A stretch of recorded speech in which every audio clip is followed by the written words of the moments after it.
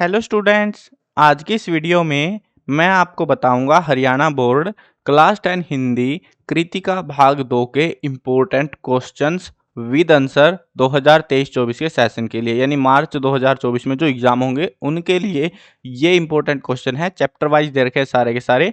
अगर आपका half yearly exam नज़दीक है तो आप हाफ ईयरली में भी इसकी प्रैक्टिस कर सकते हो, यानी कि जो चैप्टर आएंगे ना, हाफ ईयरली में तो आधे चैप्टर आएंगे, फाइनल एग्जाम में सारे चैप्टर आएंगे। अगर फाइनल एग्जाम की प्रिपरेशन कर रहे हो तो ये वीडियो पूरी देखना। हाफ ईयरली के लिए करना है तो जहां तक जो से चैप्टर देखने हैं वो चैप्टर आप देख सकते हो, ठीक है। अब शुरू करते हैं वीडियो को। मैं हूं अजय और आप देख रहे हैं CCL क्लास। लेकिन वीडियो शुरू करने से पहले बता दूं, अगर आपको क्लास 10 के बाकी सब्जेक्ट के इंपॉर्टेंट क्वेश्चंस की वीडियो देखनी है तो डिस्क्रिप्शन में प्लेलिस्ट का लिंक मिल जाएगा, वहां से आप देख सकते हो। और अगर आपको ये सारे क्वेश्चंस लिखे हुए चाहिए, हरियाणा बोर्ड के प्रीवियस ईयर पेपर्स चाहिए, model paper, sample paper, syllabus, question paper design वगैरह कुछ भी आपको चाहिए हरियाणा बोर्ड के रिगार्डिंग, तो एक ही वेबसाइट है cclchapter.com। गूगल पे जाके लिख लेना CCL चैप्टर और ये वेबसाइट आ जाएगी आपके सामने। इस वेबसाइट पर आपको सारी चीज़ें मिल जाएंगी। और अगर आपको जो है क्लास 10th हिंदी की फुल टू फुल प्रिपरेशन की प्रीमियम PDF चाहिए जिसको आप प्रिंट करा के याद कर सको, हिंदी की बात कर रहा हूँ मैं कृतिका की बात नहीं कर रहा, मैं पूरी हिंदी की बात कर रहा हूँ, ठीक है। यानी कि उसमें क्षितिज भी होगी, कृतिका भी होगी, नैतिक शिक्षा भी होगी आपकी, और ग्रामर के मेन टॉपिक्स भी होंगे, ठीक है। वो सारी चीज़ें आंसर्स के साथ में अगर आपको चाहिए तो वो पेड है PDF, बता दे रहा हूँ आपको। तो अगर वो चाहिए तो आप जो है इसी वेबसाइट पे पेड का एक सेक्शन मिल जाएगा आपको, पेड कंटेंट का, तो वहाँ पर से डाउनलोड कर सकते हो अगर आपकी मर्जी है भाई। नहीं तो फ्री में आप वीडियो देखो और सीखते रहो। ये क्वेश्चन सारे के सारे काम के हैं, ठीक है ना। अब देखते हैं यहाँ पे पहले पार्ट के क्वेश्चन देखते हैं। पहला पार्ट है हमारा माता का आंचल। उससे पहले एक और चीज बतानी भूल गया मैं आपको, वो जरूरी है। ये किताब में पिछले साल जो है ना 5 पार्ट हुआ करते थे, अब की बार ये पार्ट हटा दिए थे, 2 पार्ट हटा दिए, अब की बार बचे हुए हैं सिर्फ 3 पार्ट, ठीक है। तो 3 पार्ट ही हैं। आपने अगर नए नए आए हो, आपको पता नहीं होगा तो बता दे रहा हूँ। कहीं तुम पुराने पेपरों में अटके रहो, कुछ स्टूडेंट होते हैं जो पुराने पेपर सोल्व कर करके देखते हैं, तो उनके लिए बता रहा हूँ कि भाई चैप्टर कम हुए हैं, तो कहीं तुम सोचो ये क्वेश्चन कहाँ से आ गया, हमारी किताब में तो एग्जिस्ट ही नहीं करता, तो ये लफड़ा हो सकता है, ठीक है। अब देखो 3 चैप्टर हैं और ये जो बुक है ये आएगी टोटल अब की बार एग्जाम में 6 मार्क्स की। 6 मार्क्स यानी कि 2-2 नंबर के 3 क्वेश्चन आपको दिए जाएंगे, 6 नंबर बनेंगे इस किताब में। अब कमाल की बात तो ये है कि 3 ही चैप्टर हैं, यानी कि हर एक चैप्टर से एक एक क्वेश्चन आपको मिलेगा, ज़्यादा नहीं मिलेगा। वैसे यार क्षितिज से बढ़िया ही है। क्षितिज में तो पूरी पोइट्री सेक्शन मान लो, उसमें से एक क्वेश्चन आता है 2 नंबर का, और पूरी जो कहानी वाला पोर्शन है उसमें से एक क्वेश्चन आता है 2 नंबर का, बस उस क्षितिज में से इतना ही आता है। बाकी तो पहरे वहरे तो आते रहते, बट क्वेश्चन आंसर उतने ही आते हैं उसमें से। उससे ज़्यादा तो यार इसमें से दे रहे, छोटी सी किताब में से। तो इसको अच्छे से पढ़ना। और ये जो क्वेश्चन मैं करा रहा हूँ ये आपको गाइड में नहीं मिलने वाले, कहीं नहीं मिलने वाले। ये क्वेश्चन बहुत काम के क्वेश्चन है, पूरी वीडियो देखना। और अगर ये वीडियो पूरी देख के जाते हो, ये जो क्वेश्चन दिए हैं इनको याद करके जाते हो, मैं श्योरिटी से कह सकता हूँ कि आपको कृतिका भाग 2 से जो है एक भी क्वेश्चन बाहर से नहीं मिलने वाला। 3 के 3 क्वेश्चन आपके बिल्कुल सही होंगे। आंसर्स मैंने इसीलिए दिए हैं क्योंकि क्वेश्चन मिलते नहीं है गाइडों में, तो दिक्कत हो जाती है फिर। चलो देखते हैं, हम समझते हैं। और कुछ क्वेश्चन में लिखा हुआ मिलेगा मोस्ट इंपॉर्टेंट, यानी वो बार बार आ रहे हैं एग्जाम में, उनको आपको बिल्कुल अच्छे से याद करना है, ठीक है। खेल खेलते हुए बच्चे पिता को देखकर क्यों भाग खड़े होते हैं। अब जिसने कहानी पढ़ी होगी तो उनको पता होगा कि बच्चे एक व्यक्ति को तंग करते हैं तो डर जाते हैं अपने पिता से और भाग जाते हैं। फिर वो अब लिखना कैसे है वो देखते हैं। प्रत्येक बच्चे के पिता उसके प्रत्येक खेल में शामिल होने का प्रयास करते हैं, उसे किसी न किसी प्रकार अधिकांश समय अपने साथ रखते थे। लेकिन एक दिन वे सभी बच्चे मिलकर एक बूढ़े वर को तंग कर देते हैं और उस दिन उनको डर लगता है कि पिता पिता जो है कुटाई कर देंगे, तो वो डर लगता है। इसीलिए खेलते हुए बच्चे अपने पिता को देखकर वहां से भाग जाते हैं। अगला क्वेश्चन देखो, माता का आंचल पाठ का मूल भाव स्पष्ट कीजिए।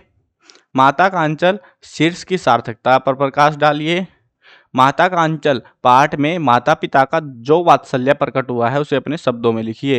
यानी कि कुल मिला के एक समरी या कंक्लूजन हमसे पूछा जा रहा है तीनों क्वेश्चन में। ये अलग अलग एग्जाम्स में आए हुए थे, मूल भाव वाला ज़्यादा आता है, ये बाकी जो है एग्जाम में आए थे, ये वाला शायद 2023 वाले में था। तो ऐसे क्वेश्चन आते हैं, थोड़ा ट्विक कर देते हैं कभी कभी क्वेश्चन को। माता का अंचल, देखो यहाँ पे अंचल लिखा हुआ, कंफ्यूज मत होना कि स्पेलिंग गलत कर दी मैंने, ये एग्जाम में ही अंचल लिखा हुआ था तो मैंने अंचल ही लिख दिया, मगर पता तो रहे कि हाँ आंचल अंचल में कंफ्यूज नहीं होना। वैसे स्पेलिंग ये लिखनी है आपको, ठीक है, आंचल वाली लिखनी है। माता का अंचल पाठ के माध्यम से लेखक ने माँ के प्रेम का वर्णन किया है।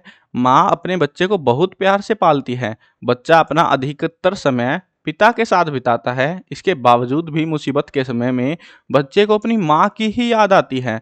बच्चा अपने पिता से लगाव होने के बावजूद भी अपनी माँ की ही शरण लेता है। माता का अंचल पाठ में माँ के अंचल की इसी ममता का वर्णन किया गया है। आगे बढ़ते हैं नेक्स्ट चैप्टर पे, सॉरी नेक्स्ट चैप्टर क्या, नेक्स्ट क्वेश्चन पे। तो आपके विचार से भोलानाथ अपने साथियों को देखकर सिसकना क्यों भूल जाता है?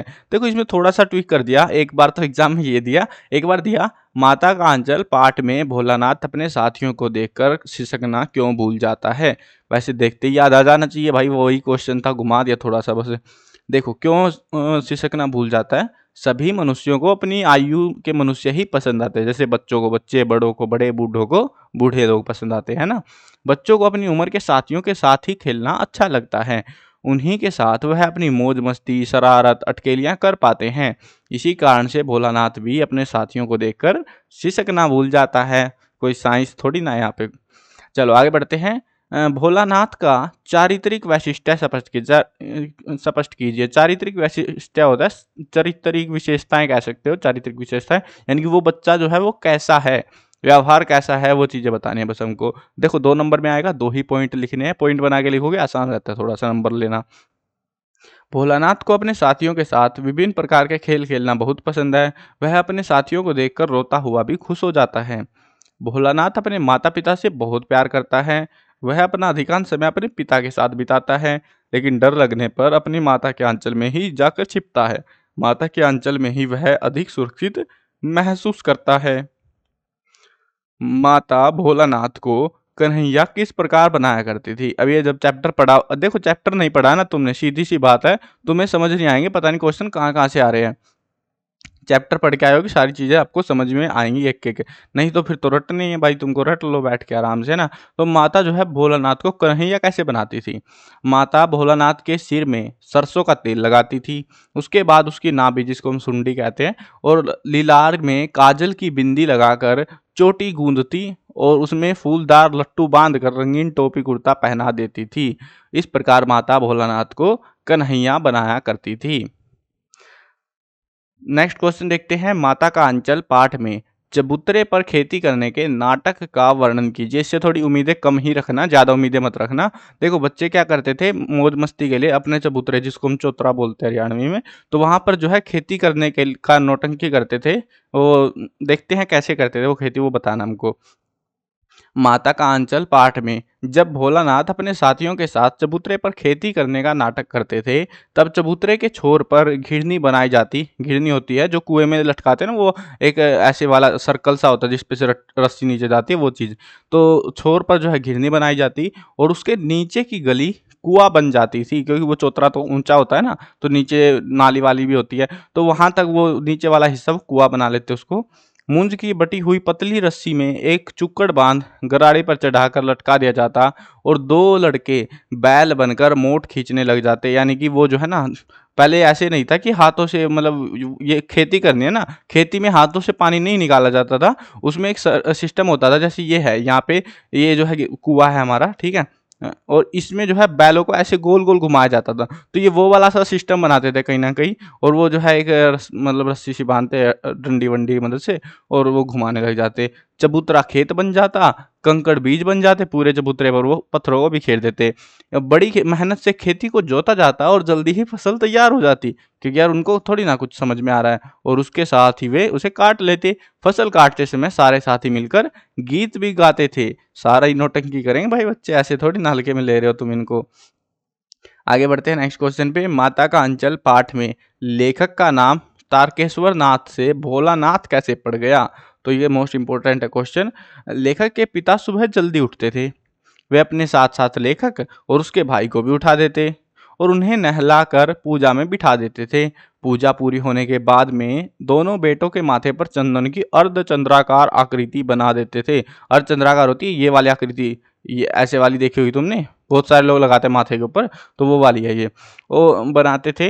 लेखक और उसके भाई दोनों पर लंबे बाल होने की वजह से यह भभूत बहुत अच्छी लगती थी। ये जो डिजाइन वगैरह बनाता था पिता, ये खूबसूरत लगता था। इसीलिए पिता लेखक को प्यार से भोलानाथ कहकर पुकारते थे। इसी प्रकार माता का आंचल पाठ में लेखक का नाम तारकेश्वर नाथ से भोलानाथ पड़ गया। अब प्यार से बुलाते रहे और फिर नाम पक गया उसका बेचारे का। माता का अंचल पाठ में सांप निकलने की घटना से भोलानाथ और साथियों की कैसी हालत हुई। जब भोलानाथ अपने साथियों के साथ एक चूहे के बिल में पानी डालने लग गया और उसमें से एक सांप निकल आया, सभी साथी रोते चिल्लाते वहां से भाग लिए। भागते समय सभी साथियों को थोड़ी बहुत चोटें भी आई, किसी के पैर जख्मी हो गए, सभी के पैरों के तलवे कांटों से जख्मी हो गए, क्योंकि करने तो वो मजे गए थे। अब होता है बहुत सारी जगह पे, आपने भी कभी करे होंगे ऐसी हरकतें कि कहीं पे बिल दिखा, खेत में गए हुए हो, उसमें लग गए पानी भरने। लेकिन यहाँ इनके साथ पोपट हो गया बस बेचारों के साथ। सांप निकल आया, फिर ये फटक लिए, भाग लिए घर की साइड। भोलानाथ के बाबूजी जब रामायण पाठ करते, उस समय भोलानाथ क्या किया करते थे।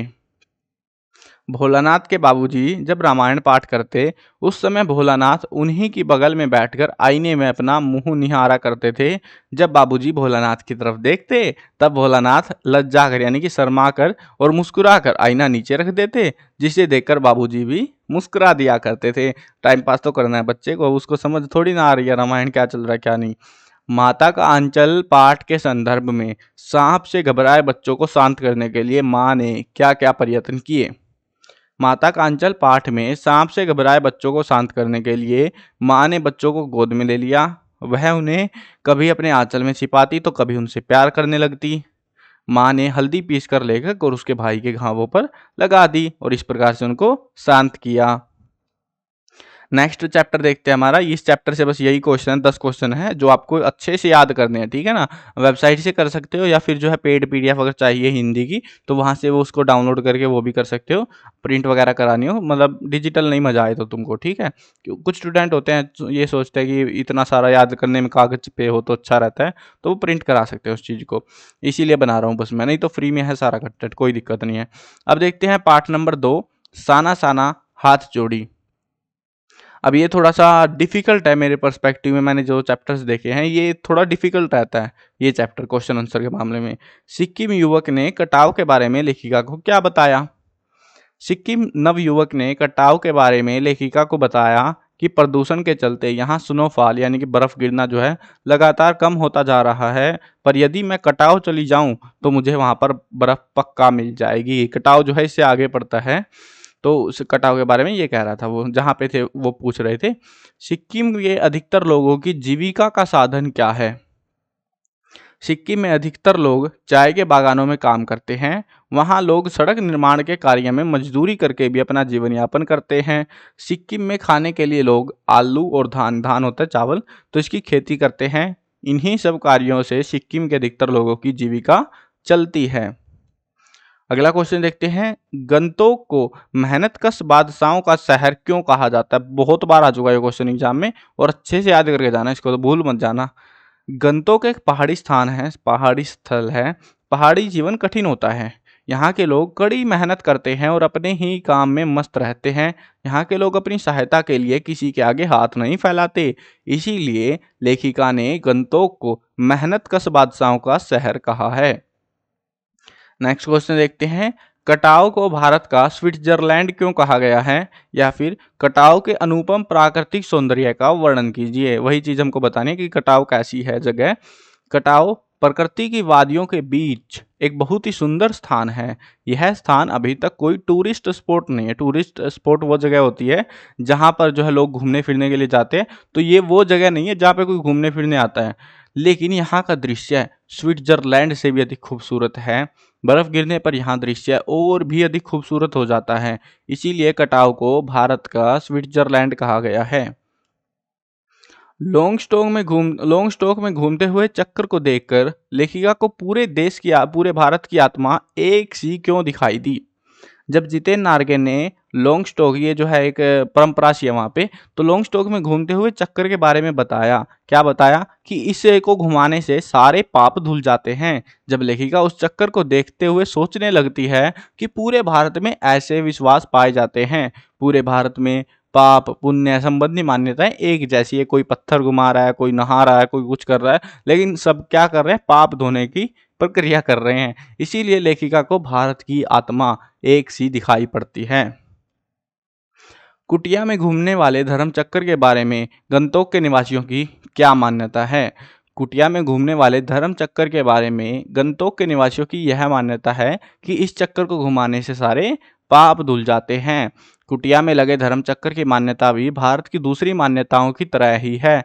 इस धर्म चक्कर को देखकर लेखिका को लोगों की आस्थाएं, विश्वास, अंधविश्वास, पाप पुण्य की अवधारणाएं भारत के बाकी स्थानों जैसी दिखाई पड़ी। देखो आपको फीलिंग तो आ रही होगी कि सर ये 5वां क्वेश्चन और 6ठा क्वेश्चन सेम सेम सा है। हाँ, हम एक ही चीज की बात कर रहे हैं, लॉन्ग स्टॉक के चक्कर की ही बात कर रहे हैं। तो लेकिन यहाँ पे इन्होंने क्वेश्चन कितना घुमा दिया। देखो, कुटिया में घूमने वाले धर्म चक्कर के बारे में मान्यता क्या है। मान्यता तो हमको समझ आ गई भाई, उस चक्कर को घुमाओ और तुम्हारे पाप धुल जाएंगे, लेकिन 2 नंबर कौन देगा उस पाप धुलने के, तो थोड़ा बड़ा लिखना पड़ता है उस वजह से। ठीक है, तो इसीलिए मैंने जो है एड ऑन चीजें लिखी है, आप भी इस प्रकार से बना सकते हो। मेन चीज तो है कि उस चक्कर को घुमाओ और पाप धुल जाएंगे तुम्हारे, बस यही है मेन। तो इसमें दोनों क्वेश्चन का कंक्लूजन तो यही है। ठीक है, आगे बढ़ते हैं। प्रश्न नंबर 7, झिलमिलाते सितारों की रोशनी में नहाया गंतोक लेखिका को किस तरह सम्मोहित कर रहा था। झिलमिलाते सितारों की रोशनी में नहाया गंतोक लेखिका के मन में सम्मोहन उत्पन्न कर रहा था। गंतोक की सुंदरता ने लेखिका पर ऐसा जादू कर दिया था कि वह उसे देखती ही रह गई। मतलब जो दृश्य था वो बहुत खूबसूरत था। उसके आसपास सब कुछ ठहर सा गया। उसके आसपास वह अंतर्मन में एक शून्य सा समा गया, यानी कि वो शांति में विलीन हो रही थी कहीं ना कहीं। नेक्स्ट क्वेश्चन देखते हैं। जितेन नार्गे ने गुरु नानक देव जी से संबंधित किस प्रसंग का उल्लेख प्रस्तुत पाठ में किया है। जितेन नार्गे गुरु नानक देव जी से संबंधित एक स्थान का वर्णन करते हुए बताता है कि यहाँ एक पत्थर है जिस पर गुरु नानक के फुटप्रिंट यानी कि पैरों के निशान छपे हुए हैं। कहते हैं कि यहाँ गुरु नानक की थाली से थोड़े से चावल छिटक कर बाहर गिर गए थे। जिस जगह चावल छिटक कर गिरे थे अब वहां पर चावल की खेती होती है, बाकी कहीं नहीं होती पूरे इलाके में। अजीब ही है। चलो आगे बढ़ते हैं। तीस्ता नदी के किनारे बने गेस्ट हाउस में सैलानियों के नृत्य गान का वर्णन मधु कंकरिया ने किस तरह किया है। देखो ये कंफ्यूज करते हैं, ऐसे आलतू फालतू नाम भर के बीच में सीधा कह देते लेखिका ने। चलो या करो, तीस्ता नदी के किनारे बने गेस्ट हाउस में सैलानियों के नृत्य गान का वर्णन कीजिए। सीधा सीधा ऐसे भी पूछ लेते एग्जाम में, इनकी मर्जी है भाई, बड़ा छोटा कर सकते हैं क्वेश्चन को। तीस्ता नदी के किनारे बने गेस्ट हाउस में जब जितेन ने लकड़ी के बने खिलौने से उस छोटे से गेस्ट हाउस में गाने की तेज धुन पर जब अपने संगी साथियों के साथ नाचना शुरू किया तो वह रात परियों की कहानियों की तरह महक उठी। यानी कि सब मौज मस्ती में आ गए। मस्ती के साथ सभी सैलानी गोल घेरा बनाकर नाचने लगे। लेखिका की सहेली मणि ने कुमारियों को भी मात देते हुए वहां बहुत ही शानदार नृत्य प्रस्तुत किया। नेक्स्ट क्वेश्चन देखते हैं। साना साना हाथ जोड़ी पाठ में प्रार्थना के भाव का वर्णन कीजिए। साना साना हाथ जोड़ी का अर्थ है मैं अपने छोटे छोटे हाथ जोड़कर प्रार्थना करती हूँ। इस पाठ में हमें सिक्किम के लोगों की कठिनाइयों और वहाँ के रीति रिवाजों के बारे में वर्णन किया गया है। देखो प्रार्थना का भाव तो यहीं तक हो जाता, लेकिन भाई 2 नंबर नहीं देंगे वो आपको, तो इतना सा थोड़ा सा लिखना पड़ता है डोन। साना साना हाथ जोड़ी पाठ में झरने के संगीत में विलीन आत्मा के संगीत पर प्रकाश डालिए। अब यहाँ पे क्या लिखना है, संगीत वगैरह बारे में बताना। देखो क्या लिखते हैं। साना साना हाथ जोड़ी पाठ में झरने के पानी से उत्पन्न आवाज संगीत की तरह प्रतीत हो रही थी। लेखिका इस मनोहर दृश्य को देखकर बहुत खुश थी। इस दृश्य को देखकर लेखिका की आत्मा संगीतमय हो गई। उसने अपने पैर पानी में डुबाए और जीवन की शक्ति को महसूस किया। इसी झरने के संगीत के साथ उसके अंदर की सभी बुरी इच्छाएं पानी के साथ बह गई। नेक्स्ट क्वेश्चन देखते हैं। साना साना हाथ जोड़ी पाठ के माध्यम से लेखिका क्या दर्शाना चाहती है। साना साना हाथ जोड़ी मतलब ये जो है ना, लेखिका क्या दर्शाना चाहती है, फिर ये कह लो पाठ का मूल भाव स्पष्ट कीजिए। तो दोनों का आंसर सेम ही रहेगा अपना, ये ठीक है। पाठ के माध्यम से लेखिका दर्शाना चाहती है कि पहाड़ों पर रहने वाले लोगों का जीवन बहुत अधिक कठिन होता है। लेखिका पाठ में हिमालय और उसकी सुंदर घाटियों का वर्णन करती है और साथ ही वहां पर रहने वाले लोगों के जीवन के संघर्ष का भी वर्णन करती है। लेखिका कभी प्रकृति प्रेमी, विद्वान और कभी संत के समान हो जाती है, यानी कि उसका व्यवहार बदलता रहता है। घाटी में दिखाई देने वाली रंगीन पताकाएं कब लगाई जाती हैं? घाटी में दिखाई देने वाली रंगीन पताकाएं तब लगाई जाती है जब किसी कार्य का शुभ आरंभ किया जाता है। इस समय घाटी के लोग बहुत अधिक खुश होते हैं। प्रकृति ने जल संचयन की व्यवस्था किस प्रकार की है? प्रकृति ने जल संचयन करने का अनूठा ही तरीका अपनाया है। सर्दियों में वह बर्फ के रूप में जल इकट्ठा करती है और गर्मियों में जब लोगों को पानी के लिए तरसता देखती है तो यही बर्फ पिघलकर जलधारा के रूप में बन जाता है, जिससे लोगों की प्यास बुझती है। लोग इसी जल से अपने दैनिक आवश्यकता भी पूरी कर पाते हैं। ये 2023 वाले पेपर में आया था ये वाला क्वेश्चन। चलो आगे बढ़ते हैं। अगला, ये जितने क्वेश्चन मैं करा रहा हूँ ना आपको, ये प्रीवियस ईयर पेपर्स का एनालिसिस बेस्ड क्वेश्चन ही है। कहीं तुम सोचो कि पता नहीं क्या कहाँ से क्वेश्चन उठा ला ये अजीब अजीब से, लेकिन ये क्वेश्चन तुम करके जाओगे तो इनमें से सारे क्वेश्चन में से आपको 3 क्वेश्चन आने हैं आपके एग्जाम में, 4 सेट आने हैं। मतलब टोटल मेरे को वैसे भी 12 क्वेश्चन तो प्रोवाइड कराने ही है। अब यहाँ पे देखो ज़्यादा क्वेश्चन नहीं है, डबल से ही क्वेश्चन है, बस 12 क्वेश्चन मेरे को देने हैं और लगभग 30 के आसपास क्वेश्चन है, लगभग कह रहा हूँ, तो ऊपर नीचे हो सकता है थोड़ा बहुत, तो इतने तो देने पड़ते हैं डबल के आसपास। तो अब इतने कम कर देंगे कि बिल्कुल काट दें, फिर एग्जाम में आए ही ना तो क्या फ़ायदा, है ना। 10-12 क्वेश्चन तुम कर सकते हो एक चैप्टर से इस बुक से। हाँ, क्षितिज वाली में से कम दूंगा मैं आपको क्योंकि उसमें से कम आते हैं एग्जाम में, ठीक है। चलो अगला चैप्टर देखते हैं हमारा, मैं क्यों लिखता हूँ। इसके इंपॉर्टेंट क्वेश्चन देखते हैं। पहला क्वेश्चन है, इसमें से थोड़े से ही आते हैं, 2-4 क्वेश्चन है, शायद 5-6 के आसपास कुछ, और वही आते रहते हैं बार बार, नया कुछ आता ही नहीं इसमें से। लेखक के अनुसार प्रत्यक्ष अनुभव की अपेक्षा अनुभूति उनके लेखन में कहीं अधिक मदद करती है। क्यों? लेखक के अनुसार सच्चा लेखन भीतरी मजबूरी या विवशता से ही उत्पन्न होता है। यह मजबूरी मन के भीतर से उत्पन्न अनुभूति से ही जागती है। यह बाहरी घटनाओं या किसी भी प्रकार के दबाव से उत्पन्न नहीं होती है। जब तक किसी लेखक का हृदय अनुभव के कारण पूरी तरह संवेदनशील नहीं हो उठता, उसमें अभिव्यक्ति की आकुलता पैदा नहीं होती, तब तक वह कुछ भी नहीं लिख सकता। ये काफ़ी कॉम्प्लेक्स है और इसको क्वेश्चन को बहुत बार देते हैं वो लोग, क्योंकि पता है उनको, याद तो होगा नहीं, बच्चों को भूल जाएंगे। लेखक को कौन सी बातें लिखने के लिए प्रेरित करती हैं? लेखक स्वयं जानना चाहता है कि वह क्यों लिखता है। लिखकर ही लेखक उस आंतरिक विवशता को पहचानता है जिसके कारण उसने लिखा, और लिख कर ही वह उससे मुक्त हो जाता है। लेखक अपनी आंतरिक विवशता से मुक्ति पाने के लिए तटस्थ होकर उसे देखने और पहचान लेने के लिए लिखता है। मैं क्यों लिखता हूँ? निबंध का उद्देश्य स्पष्ट कीजिए, या फिर कह लो मूल भाव स्पष्ट कीजिए, एक ही चीज होती है, ठीक है। इस पाठ के माध्यम से लेखक ने बताया कि लेखन कार्य वास्तव में अनुभूति से उत्पन्न भावनाओं की व्याकुलता से होता है। कभी कभी बाहरी दबावों के कारण भी लेखन करना पड़ता है, किंतु जो लेखन कार्य आंतरिक अनुभूति से प्रेरणा से लिखा जाता है वह ही वास्तविक कृति होती है, वास्तविक कार्य होता है। लेखक ने इस बात को हिरोशिमा की घटना से सिद्ध किया कि जब उसने एक पत्थर पर मनुष्य की आकृति देखी जो विस्फोट के कारण विस्फोट के समय भाप बनकर उड़ गया था, तब लेखक ने उस भयानक दृश्य का अनुभव किया और उसके बाद ही हिरोशिमा नामक कविता लिखी थी। इनमें जो है ना, एक चीज़ बताऊँ, इनमें कॉमन है, ऊपर वाले जो क्वेश्चन हम पढ़ रहे हैं इनमें एक ही चीज़ कॉमन है तीनों क्वेश्चनों में, कि कोई भी जो व्यक्ति है, कोई भी लेखक है, वो बाहर के दबाव से नहीं लिख सकता, वो उसके अंदर से जो है, मतलब कभी कभी करना पड़ता है, लेकिन उसके अंदर से जब प्रेरणा आती है ना, अंदर से कुछ अनुभव आता है, तभी वो सही और अच्छी चीज़ें लिख सकता है। ये है इनका मेन तीनों क्वेश्चन का सार सा, मतलब ये चीज़ आपको कंसिडर करते हुए चलना है, ठीक है, अगर याद नहीं हुई तो। कौन से अनुभव ने लेखक को हिरोशिमा कविता लिखने पर विवश कर दिया? जब लेखक ने ये देखो, ऊपर वाला जो क्वेश्चन हम करके आए ना, इसमें से ही यहाँ से ले गए, यहाँ से नीचे वाले तक का ये आंसर लिख दो, वही सेम चीज़ यहाँ पे है आंसर में। जब लेखक ने एक पत्थर पर मनुष्य की आकृति देखी जो विस्फोट के समय भाप बनकर उड़ गया था, तब लेखक ने उस विस्फोट के भयानक दृश्य का अनुभव किया और उसके बाद ही हिरोशिमा नामक कविता लिखी। लेखक को विज्ञान के दुरुपयोग का ऐतिहासिक प्रमाण कब मिला? इसमें भी वही चेप दो। जब लेखक ने हिरोशिमा की अपनी यात्रा के दौरान एक पत्थर पर मनुष्य की आकृति देखी जो विस्फोट के समय भाप बनकर उड़ गया था, तब लेखक को विज्ञान के दुरुपयोग का ऐतिहासिक प्रमाण मिला। देखो थोड़ी सी चीजें हमको कंसिडर करनी है। यहाँ तक की कहानी हम दो क्वेश्चन में सेम ही कर रहे हैं, लेकिन ये चीज जो है ना क्वेश्चन से मिलाने के लिए हम ये लिख सकते हैं बाद में, और मिल जाता है, मिलेगा तो अच्छा सा लगेगा फिर। लेखक ने अपने लेखन को अपनी आंतरिक व्यवस्था क्यों कहा?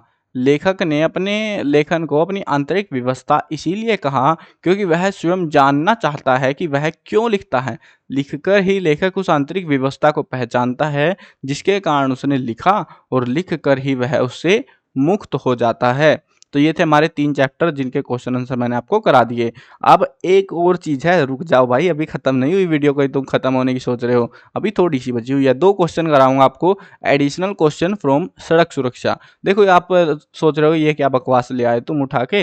देखो सड़क सुरक्षा में से कभी कभी, हर बार नहीं, कभी कभी एग्जाम में दे देते हैं। ये आपकी जो हरियाणा बोर्ड में जो, वैसे तो एनसीईआरटी किताब लगी हुई है ये कृतिका वाली, लेकिन हरियाणा बोर्ड वालों ने इस किताब को थोड़ा सा मॉडिफाई कर रखा है, और हरियाणा वालों की जो स्पेशल किताब है ना कृतिका, उसके अंदर जो है लास्ट में बस इन्होंने सड़क सुरक्षा का टॉपिक ऐड कर रखा है। अब ये सड़क सुरक्षा का टॉपिक की अगर वीडियो देखनी है तो वीडियो मैंने बना रखी है, प्ले लिस्ट से देख लेना, डिस्क्रिप्शन में लिंक है, वहीं पे मिल जाएगी आपको। और अगर चैप्टर नहीं समझना, कुछ नहीं समझना, ये 2 क्वेश्चन पढ़ के जरूर चला जाना, मुश्किल नहीं है इसमें। जो है ना, आप सोचो भाई सड़क के कानून वगैरह होंगे, वो चीज़ नहीं है, थोड़ा अलग टाइप के क्वेश्चन है। सड़क सुरक्षा पाठ से हमें क्या शिक्षा मिलती है? सड़क सुरक्षा पाठ से हमें यह शिक्षा मिलती है कि आयोजन, उत्सव, पार्टी आदि में लोग नशा करते हैं, शराब पीते हैं। शराब पीकर गाड़ी चलाना तो दुर्घटना को आमंत्रण देना ही है। दुर्घटना होने से चालक और सवारियों की मृत्यु हो जाती है, वे अपाहिज हो जाते हैं और जीवन भर इसका दुष्परिणाम भोगते हैं। इसीलिए कभी भी नशा करके गाड़ी नहीं चलानी चाहिए। अब ये दूसरा क्वेश्चन देखते हैं। सड़क सुरक्षा पाठ में जतिन के माता पिता ने उसका पालन पोषण कैसे किया था? ये जो है ना, ये वाले क्वेश्चन, ये वाला एग्जाम में आ रखा है, ये वाला भी एग्जाम में आ रखा है, ये प्रीवियस ईयर एग्जाम्स में आ रखे हैं, इसीलिए मैंने इनको लिख दिया है, क्योंकि ये कृतिका वाले सेक्शन से ही है, और इसमें हो सकता है अगले आने वाले एग्जाम में फिर से पूछ लिए। कभी कभी याद आ जाता है इनको कि सड़क सुरक्षा भी कुछ एग्जिस्ट करता है इधर, तो इसीलिए कर लेना इनको भी। 2 क्वेश्चन है, बस पढ़ लेना इनको, ठीक है। जतिन के पिता पोस्ट ऑफिस में क्लर्क की नौकरी करते थे। जतिन के माता पिता थोड़ा थोड़ा पैसा करके बचाकर जतिन की पढ़ाई की फीस भरते ताकि उनका बेटा इंजीनियर बन सके, लेकिन नशा करा और उसने, और वो जाके गाड़ी ठोक दी थी, फिर वो लुढ़क गया। बस यही था चैप्टर में, भी कुछ बड़ा कठिन चैप्टर नहीं है, चाहो तो देख लेना चैप्टर की वीडियो। बाकी ये 3 चैप्टर जो ऊपर मैंने कराए हैं, इनके ये क्वेश्चन है, इनको आप अच्छे से याद करके जाना। cclchapter.com वेबसाइट पे आपको लिखे हुए मिल जाएंगे। देखो एक बार रुक जाओ, मैं दिखा देता हूँ तुमको, नहीं तो फिर तुम बोलोगे सर कहाँ जाना है, क्या करना है, कहाँ से मिलेंगे लिखे हुए। अगर आपको रिवीजन करना है, याद करना है, आपको क्या करना है, गूगल पे जाना है, cclchapter.com लिखना है, ये वेबसाइट आपके सामने खुल जाएगी ऐसी कुछ। अगर आपको पेड कंटेंट खरीदना है तो पेड कंटेंट जो है यहाँ पे ऐड करूँगा मैं प्रीमियम स्टडी मटेरियल में, ठीक है। यहाँ पे आपको मोबाइल में मिल जाएगा, ऊपर भी एक सेक्शन डाल दूंगा प्रीमियम स्टडी मटेरियल का, तो वहाँ से जो है यहाँ पर आपको पेड PDF का लिंक मिल जाएगा। जो भी PDF रहेंगी उसमें पूरी बुक का एनालिसिस या सोल्यूशन रहेगा, यानी कि जैसे मैंने मान लो हिस्ट्री के इंपॉर्टेंट क्वेश्चन देने हैं, ठीक है, उसमें हिस्ट्री के इंपॉर्टेंट क्वेश्चन, हिस्ट्री के मैप, हिस्ट्री के MCQ सब कुछ रहेगा। वैसे ही हिंदी का करूँगा तो हिंदी की सारी किताबों के सॉल्यूशन, ग्रामर वगैरह सब कुछ रहेगा। अगर आप चाहो तो परचेज कर सकते हो, नहीं मन करे तो फ्री में पढ़ा ही रहा हूँ, तो आप पढ़ते रहो, ठीक है। और अगर आपको लिखा हुआ चाहिए सारा कुछ जैसे मैं अभी प्रोवाइड करा रहा, तो ये HBSC इंपॉर्टेंट क्वेश्चन का सेक्शन है, यहाँ से आपको सारे क्लासेज का मिल जाएगा। 10th पे जाना और 10th के आपको सारे सॉल्यूशंस वगैरह लिखे हुए मिल जाएंगे, ठीक है। आई होप समझ में आ गया होगा सारी चीज़ें। मिलते हैं नई वीडियो में, बाय बाय।